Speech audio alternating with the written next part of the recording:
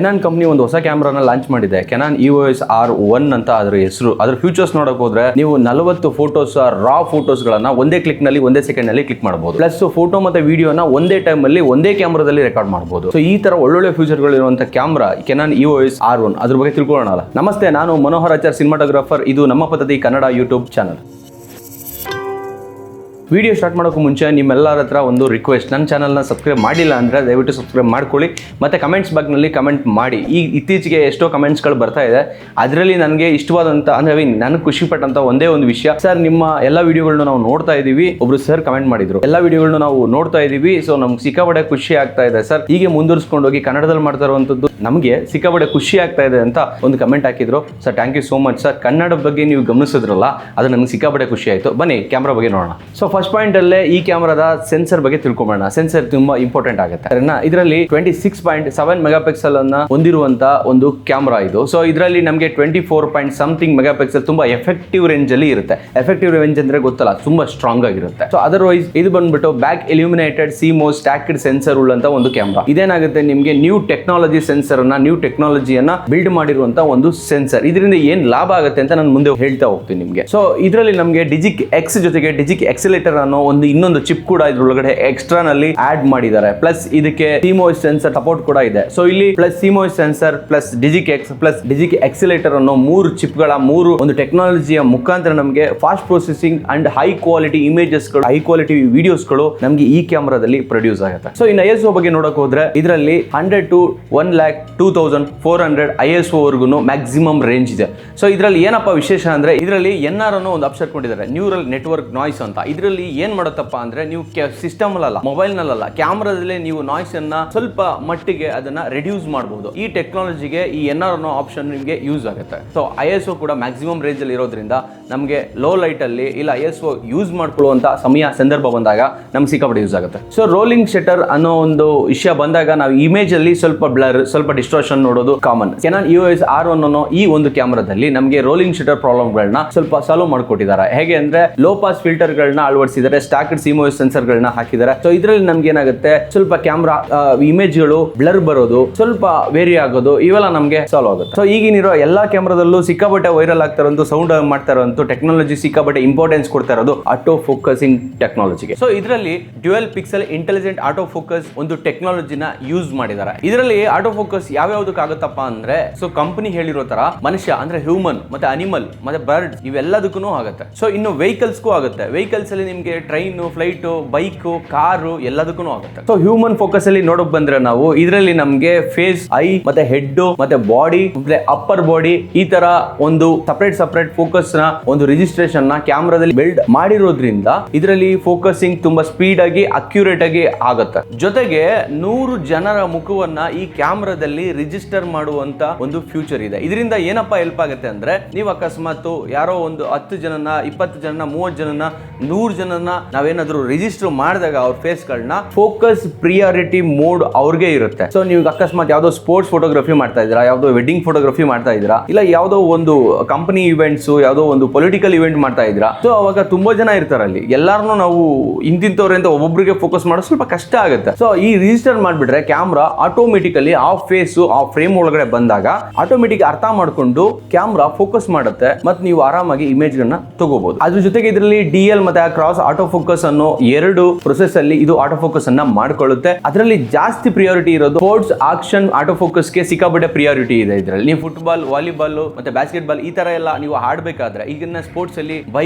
Bike race, car race ಅಂತೆಲ್ಲ ತೆಗಿಬೇಕಾದ್ರೆ ನಿಮ್ಗೆ completely action ಅಲ್ಲಿ ಏನ್ ಬರುತ್ತೋ ಅದನ್ನೆಲ್ಲ ಕ್ಯಾಮ್ರಾ ರೆಕಗ್ನೈಸ್ ಮಾಡಿ ಆಟೋಮೆಟಿಕ್ ಆಗಿ ಆಟೋ ಫೋಕಸ್ ತಾನೇ ಮಾಡ್ಕೊಳ್ಳುತ್ತೆ. ಇನ್ನು ಆಟೋ ಫೋಕಸ್ ಪಾಯಿಂಟ್ಸ್ ಬಗ್ಗೆ ನಾವು ನೋಡೋದಾದ್ರೆ ಇದರಲ್ಲಿ ಹೆವಿ ಆಟೋ ಫೋಕಸ್ ಪಾಯಿಂಟ್ಸ್ ಗಳನ್ನ ಕೊಟ್ಟಿದ್ದಾರೆ ಅಂತ ಹೇಳ್ಬೋದು. ಯಾಕೆಂದ್ರೆ 1053 ಫೋಟೋಗೆ ಕೊಟ್ಟಿದ್ರೆ ಇನ್ನು ವಿಡಿಯೋಗೆ 975 ಆಟೋ ಫೋಕಸ್ ಪಾಯಿಂಟ್ಸ್ ಗಳನ್ನ ಕೊಟ್ಟಿದ್ದಾರೆ. ಸೊ ಇದು ಸ್ವಲ್ಪ heavy auto focus points. So ಇಷ್ಟೆಲ್ಲ ನಾನು ಹೇಳಿದ್ನಲ್ಲ ಫೋಕಸ್, ಇದು ಹೇಗೆ ಆರಾಮಾಗಿ ಫ್ಲೆಕ್ಸಿಬಲ್ ಆಗಿ ಸ್ಪೀಡ್ ಆಗಿ ಆಗ್ತಾ ಇದೆ ಅಂದ್ರೆ ಫೋಕಸ್ ಪಾಯಿಂಟ್ಸ್ ಗಳನ್ನ ಅಷ್ಟು ಚೆನ್ನಾಗಿ ಕೊಟ್ಟಿದ್ದಾರೆ, ಮತ್ತೆ ಟೆಕ್ನಾಲಜಿನ ಅಷ್ಟು ಚೆನ್ನಾಗಿ ಈ ಕ್ಯಾಮ್ರಾದಲ್ಲಿ ಬಿಲ್ಡ್ ಮಾಡಿದ್ದಾರೆ. ಈ ಬರ್ತಿರೋ ಕ್ಯಾಮ್ರಾದಲ್ಲಿ ಸಿಕ್ಕಾಪಟ್ಟೆ ಇಂಪಾರ್ಟೆಂಟ್ ಅಂದ್ರೆ ಪ್ರೀ ಕ್ಯಾಪ್ಚರಿಂಗ್ ಮೋಡ್. ಅಂದ್ರೆ ಪ್ರೀ ಕ್ಯಾರೆಕ್ಟರ್ ಟೆಕ್ನಾಲಜಿಯನ್ನ ಸಿಕ್ಕಾಪಟ್ಟೆ ಇಂಪಾರ್ಟೆನ್ಸ್ ಕೊಟ್ಟು ಬಿಲ್ಡ್ ಮಾಡ್ತಾ ಇದ್ದಾರೆ. ಇದರಲ್ಲಿ ನೀವು ಫೋಟೋಸ್ ತೆಗೆಯೋದಾದ್ರೆ 20 ಶಾರ್ಟ್ಸ್ ಬಿಫೋರ್ ನೀವು ಆಫ್ ಶಟರ್ ಕ್ಲಿಕ್ ಬಟನ್ ಅನ್ನ ಪ್ರೆಸ್ ಮಾಡ್ತಾ ಇರುವಾಗೆ 20 ಶಾರ್ಟ್ಸ್ ಬಿಫೋರ್ ಕಂಟಿನ್ಯೂ ಮೋಡ್ ಹಾಕೊಂಡಾಗ ನೀವು 20 ಶಾರ್ಟ್ಸ್ ಬಿಫೋರ್ ಕ್ಯಾಮ್ರಾದಲ್ಲಿ ಸೊ ಅದು ಕ್ಯಾಪ್ಚರ್ ಆಗಿರುತ್ತೆ. ಅಕಸ್ಮಾತ್ ನೀವು ವಿಡಿಯೋನ ತೆಗಿತಾ ಇದ್ದೀರಾ ಅಂದ್ರೆ 3 to 5 seconds before video record ಆಗಿರುತ್ತೆ. ಇದನ್ನ ಕ್ಯಾಮ್ರಾದಲ್ಲಿ ನೀವು ಮ್ಯಾನ್ಯುಯಲ್ ಆಗಿ ಸೆಟ್ ಮಾಡ್ಕೋಬಹುದು. ಸೊ EOS R1 ಕ್ಯಾಮ್ರಾದಲ್ಲಿ ವಿಡಿಯೋ ಬಗ್ಗೆ ಮೂವಿ ಬಗ್ಗೆ ಏನಪ್ಪಾ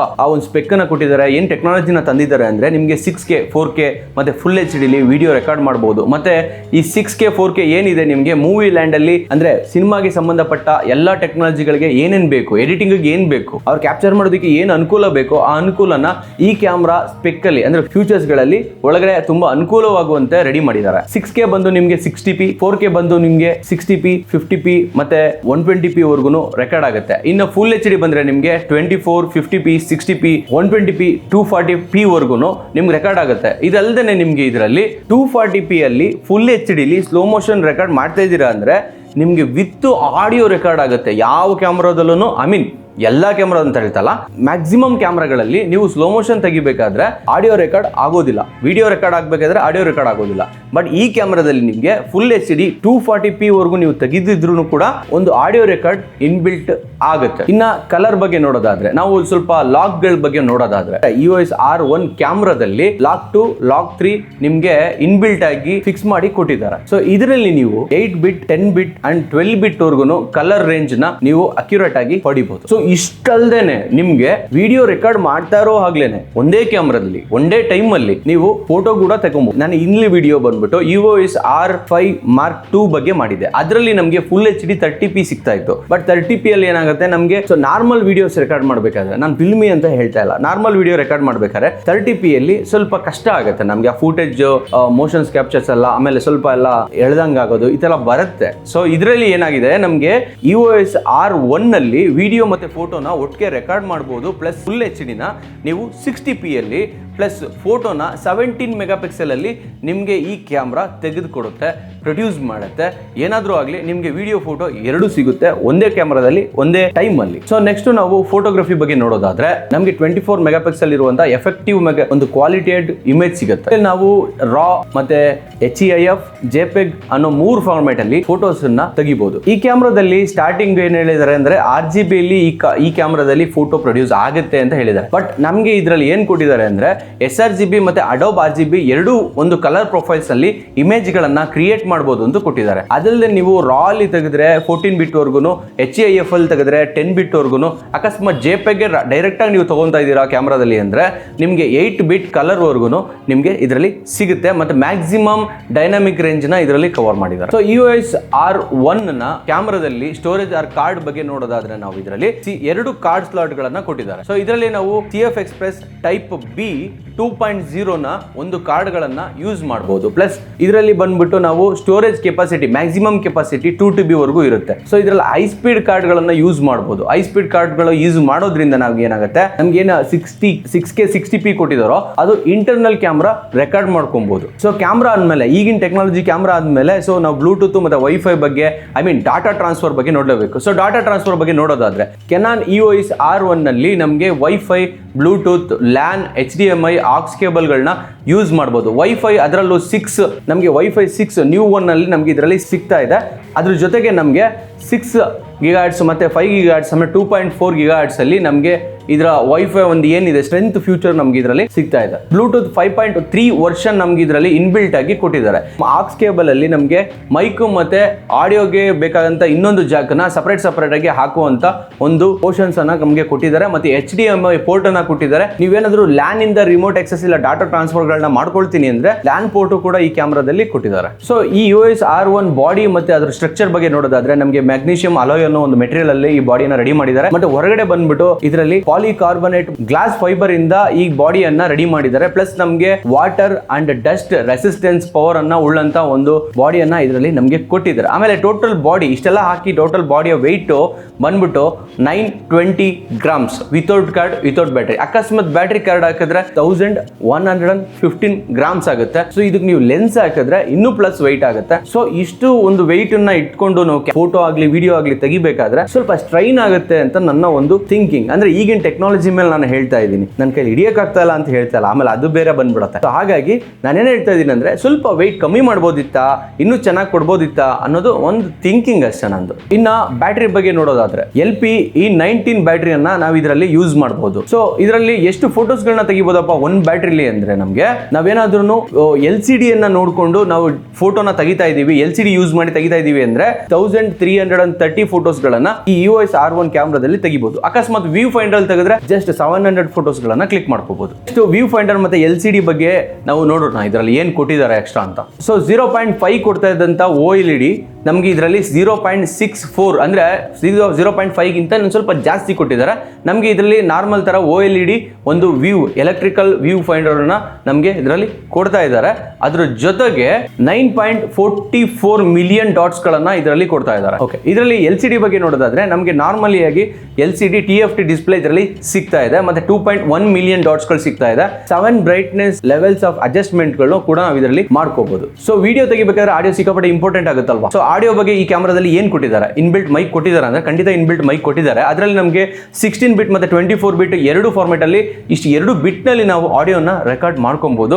ಪ್ಲಸ್ ನಿಮಗೆ 16 ಬಿಟ್ ನಲ್ಲಿ ನೋಡೋದಾದ್ರೆ ನಿಮಗೆ 2 ಚಾನಲ್ ಮತ್ತೆ 24 ಬಿಟ್ ನಲ್ಲಿ ನೋಡಬಹುದಾದ್ರೆ 4 ಚಾನಲ್ ಆಡಿಯೋಗಳು ಇದರಲ್ಲಿ ಸಿಗುತ್ತೆ. ಸೊ ಇನ್ನ ಅದನ್ನ ಬಿಟ್ಟು ಬೇರೆ ಎಕ್ಸ್ಟ್ರಾ ಏನಾದರೂ ನಾವು ನೋಡೋದಾದ್ರೆ ಇದರಲ್ಲಿ ಫ್ಲಾಶ್ ಮೌಂಟ್ ಇದೆಯಾ, ಖಂಡಿತ ಇದೆ. ವಾಯ್ಸ್ ಮೆಮೊ ಕೂಡ ಇದೆ. ಸೊ ಎರಡನ್ನೂ ನಮಗೆ ಏನಾಗುತ್ತೆ ಯಾವಾಗ್ಲೂ ಲಾಸ್ಟ್ ಅಲ್ಲಿ ನಾನು ಹೇಳಲಿಕ್ಕೆ ಆಗ್ತದೆ, ಇಲ್ಲಾಂದ್ರೆ ಎಕ್ಸ್ಟ್ರಾ ನಾವು ಹೇಳೋಕ್ಕಾಗುತ್ತೆ. ಯಾಕೆ ಗೊತ್ತಾ, ಇದರಲ್ಲಿ ಏನಾಗುತ್ತೆ ಕ್ಯಾಮ್ರಾ ಟೆಕ್ನಾಲಜಿ ಮುಂದೆ ಹೋಗ್ತಾ ಈಗ ಏನಾಗುತ್ತೆ ವೈರ್ಲೆಸ್ಸು ನಮಗೆ ಫ್ಲಾಶಸ್ಗಳು ಲೈಟ್ಸ್ಗಳೆಲ್ಲ ಬಂದ್ಬಿಟ್ಟಿದೆ. ಸೊ ನಾವು ಯಾವಾಗ್ಲೂ ಫ್ಲಾಶ್ಗಳನ್ನ ಜಾಸ್ತಿ ಯೂಸ್ ಮಾಡ್ತಾ ಇದ್ವಿ, ಈಗ ಆಲ್ಮೋಸ್ಟ್ ದಿನ ಕಳಿತಾ ಕಮ್ಮಿ ಆಗ್ತಾ ಇದೆ.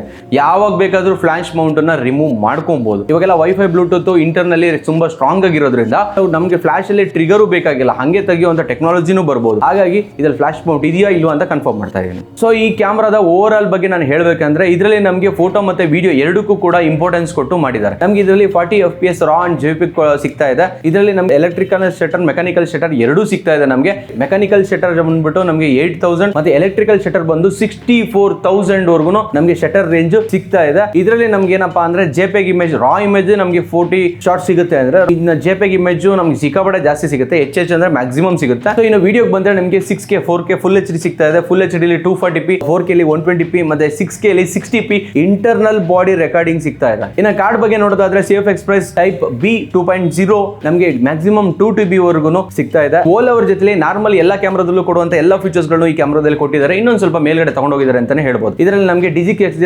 ಆಕ್ಸಿಲೇಟರ್ ಕೂಡ ಸಿಗ್ತಾ ಇರೋದ್ರಿಂದ CMOS ಶಾಕ್ ಸೆನ್ಸರ್ ಇರೋದ್ರಿಂದ ತುಂಬಾ ಪವರ್ಫುಲ್ ಮೆಗಾ ಪಿಕ್ಸೆಲ್ ಗಳನ್ನ ನಾವು ಇದರಲ್ಲಿ ತಗೊಳ್ತೀವಿ. ಪ್ಲಸ್ ಇದರಲ್ಲಿ ನಮ್ಗೆ ಏನಾದ್ರು ವರ್ಕ್ ಮಾಡಬೇಕಾದ್ರೆ ಅಷ್ಟೇ ಪವರ್ಫುಲ್ ಆಗಿ ವರ್ಕ್ ಮಾಡಕ್ ಸಾಧ್ಯ ಆಗುತ್ತೆ. ಇದು ತುಂಬಾ ಒಳ್ಳೆ ಕ್ಯಾಮ್ರಾ ಫೋಟೋ ಮತ್ತೆ ವಿಡಿಯೋಗೆ ಎರಡಕ್ಕೂ. ಜೊತೆಗೆ ಫೋಟೋ ಮತ್ತೆ ವಿಡಿಯೋ ಒಂದೇ ಟೈಮ್ ಅಲ್ಲಿ ತೆಗಿಬಹುದು. ಮತ್ತೆ ಇದರಲ್ಲಿ ಫುಲ್ HD 60p ಅಲ್ಲಿ ಮತ್ತೆ ಫೋಟೋ 17 ಮೆಗಾ ಪಿಕ್ಸೆಲ್ ಅಲ್ಲಿ ಸಿಗುತ್ತೆ. ಸೊ ಇದರಲ್ಲಿ ಏನಾದ್ರು ಆ ತರ ಏನಾದ್ರು ಮೈಂಡ್ ಸೆಟ್ ಇದ್ರೆ ತುಂಬಾ ಒಳ್ಳೆ ಕ್ಯಾಮ್ರಾ, ಸಿಕ್ಕಾಪಟ್ಟೆ ಒಳ್ಳೆ ಕ್ಯಾಮ್ರಾ. ಫೋಟೋ ಮತ್ತೆ ವಿಡಿಯೋ ಎರಡಕ್ಕೂ ನಾನು ಇದನ್ನ ರೆಫರ್ ಮಾಡ್ತಾ ಇದ್ದೀನಿ. ಸಿಕ್ಕಾಪಟ್ಟೆ ಒಳ್ಳೆ ಕ್ಯಾಮ್ರಾ, ತಗೊಳ್ಳೋರು ಇದನ್ನ ತಗೋಬಹುದು.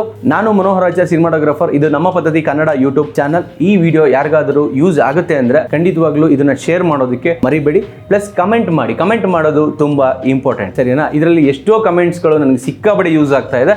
ನಿಮ್ಗೆ ಏನಾದ್ರು ಹೊಸದಾಗಿ ಏನಾದ್ರು ಗೊತ್ತಿದ್ರೆ ಇದರ ಟೆಕ್ನಾಲಜಿ ಬಗ್ಗೆ ಹಿಂಗಿರ್ಬೇಕಿತ್ತು ಅಂತಿದ್ರೆ ದಯಮಾಡಿ ಕಮೆಂಟ್ ಮಾಡಿ. ಪ್ಲಸ್ ಸಬ್ಸ್ಕ್ರೈಬ್ ಮಾಡೋದನ್ನ ಮರಿಬೇಡಿ. ಈ ವಿಡಿಯೋ ನಿಮ್ಗೆ ಇಷ್ಟ ಆದ್ರೆ ಖಂಡಿತ ಲೈಕ್ ಮಾಡಿ. ಮತ್ತೆ ಇನ್ನೊಂದು ವಿಡಿಯೋದಲ್ಲಿ ಸಿಗೋಣ. ಧನ್ಯವಾದಗಳು. ಬಾಯ್ ಬಾಯ್.